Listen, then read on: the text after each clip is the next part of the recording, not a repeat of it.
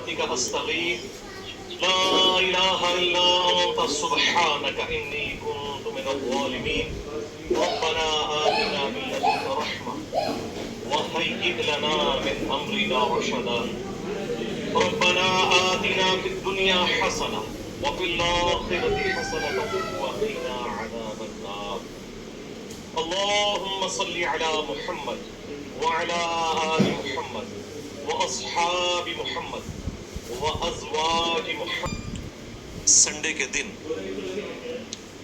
ہمارا یہ public session number 113 منعقد ہونے جا رہا ہے. آپ کے یہ سوالات ریئل ٹائم پرچیوں کی شکل میں میرے پاس آ چکے ہیں. انشاءاللہ کوشش کریں گے کہ انہیں بھی کور کریں چونکہ اب ربیع الاول شریف کا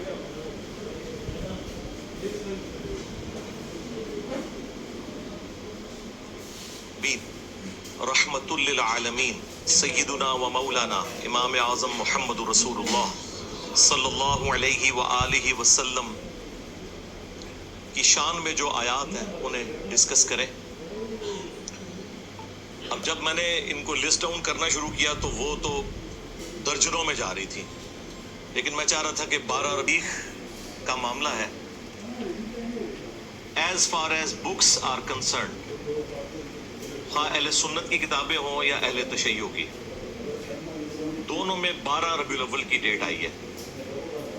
اہل سنت کے ہاں دلائل النبوہ امام بیہقی کی کتاب ہے، اس میں سٹارٹ ہی میں نبی صلی اللہ علیہ وآلہ وسلم سے متعلق ایک چیپٹر موجود ہے آپ کی ولادت مبارکہ سے متعلق. اس میں واضح لکھا ہے کہ نبی صلی اللہ علیہ وآلہ وسلم عام الفیل والے سال، یعنی جس سال ابراہ کے لشکر کو برباد کیا گیا تھا، اس سال کو اللہ نے یادگار بھی بنانا تھا. ادروائز اس کے بعد کعبہ شریف پہ کئی دفعہ حملے ہوئے، کوئی حفاظت نہیں ہوئی. اس سال کو اللہ تعالیٰ نے یادگار بنانا تھا. پیر کے دن 12 ربیع الاول کو صبح سحری کے وقت آپ صلی اللہ علیہ وآلہ وسلم کی پیدائش ہوئی.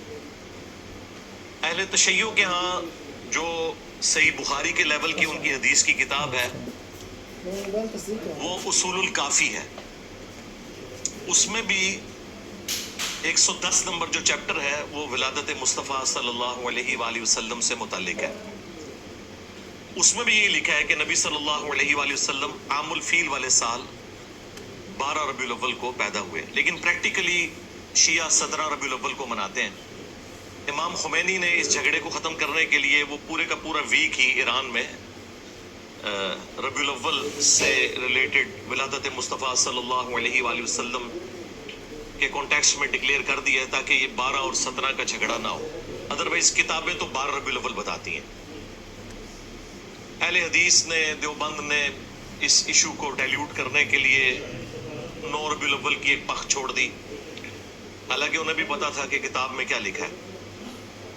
خود احمد بریلوی صاحب جن کے اوپر پورا مکتب کھڑا ہے، انہوں نے فتاوی رضویہ میں 8 ربیع الاول لکھی ہے. تو یہ بریلویوں سے ذرا پوچھیں، یہ جو 12 ربیع الاول آپ منا رہے ہیں، آپ کے اعلیٰ حضرت تو اسے 8 ربیع الاول لکھ کے گئے ہیں، اور پھر انہوں نے لکھا چونکہ اب 12 چل پڑی ہے اس لیے میں اس میں کوئی اختلاف نہیں کرتا، چلنے دیں اس کو اس طرح. اچھا، اس سے بھی بڑھ کر ان کے اعلیٰ حضرت کے بھی جو اعلیٰ حضرت ہیں جن کے اوپر پورے کا پورا تصوف کا سلسلہ قادریہ کھڑا ہے، شیخ عبد القادر جیلانی المتوفی 561 ہجری، انہوں نے غنیت الطالبین میں 10 محرم لکھ دی ہوئی ہے. اچھا، بڑا اچھا ہوا ہے یہ لکھ دیا انہوں نے. اب ان کو ہاتھ پاؤں پڑ گئے جب سے میں نے یہ ڈیٹ نکالی. وہ کہتے ہیں نہیں، انہوں نے تو صرف نا نقل کیا ہے علماء کا قول. بھائی تمہارے بابے تو دین سکھانے آئے تھے، وہ اوٹ پٹانگ چیزیں نقل کر کے امت کو یہ کچھ بتا کے گئے. یعنی ہم قرآن و سنت کی روشنی میں جو کمزور چیزیں ہیں، جو صحیح چیزیں ہیں، ان کو ڈسٹنگوش کر کے پبلک کے سامنے رکھتے ہیں کہ بھائی یہ صحیح بات ہے. تو وہاں پہ ان کو پھر بتانا چاہیے تھا نا کہ 12 ربیع الاول بھی کوئی ڈیٹ ہے. انہوں نے 10 محرم الحرام کی ڈیٹ کو نقل کیا، ظاہر علماء سے نقل کیا، اسے انڈورس کیا ہے، اس کی مخالفت کے لیے نقل نہیں کیا. ہمارا صرف معصومانہ سوال ہے، آپ کا تو بابوں کے بارے میں عقیدہ ہے کہ وہ دل کے حال جانتے ہیں، وہ فنا فی الرسول ہوتے ہیں، وہ فنا فی شیخ ہوتے ہیں، اور فنا فی اللہ ہوتے ہیں. پتہ نہیں کیا کیا ٹرمز انہوں نے ڈیوائز کی ہیں. جیلانی جنہیں آپ اولیاء کا سردار کہتے ہیں، ان کو تو اپنے نبی کی تاریخ پیدائش ہی نہیں پتا، اگے کے کام ٹرنا ہے. جو کہ ہمارے ہر اسٹوڈنٹ کو ہم نے دلائل النبوہ کا حوالہ بتا دیا ہے، امام بیہقی کی کتاب کا.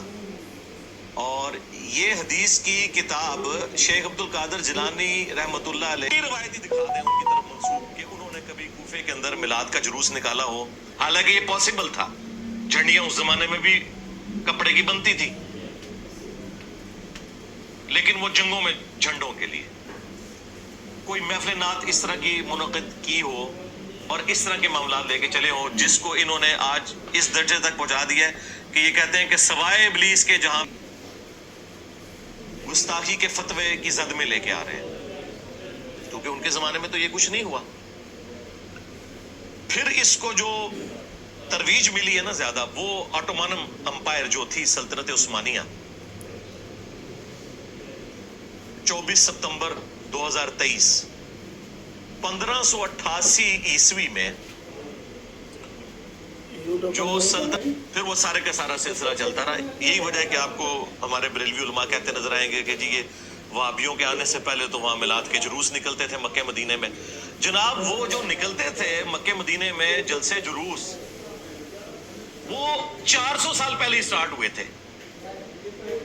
اور جو پہلے 800 سال کے مسلمان ہیں جو جلسے جلوس نہیں نکالتے تھے، ان کے بارے میں آپ کا کیا عقیدہ ہے؟ یہ کہتے ہیں نہیں پرانے بزرگوں کو نہیں مانتے. سرکار پرانوں کا نہیں، درمیانوں کو نہیں مانتے. پرانے تو ہیں صحابہ کرام، خلفائے راشدین، اہل البیت علیہ السلام، تابعین تبع تابعین. تمہارے بزرگ آئے 800 سال بعد اور امت کو ایک تحفہ دے کے چلے جائے تو وہ پرانے کہاں سے ہو گئے؟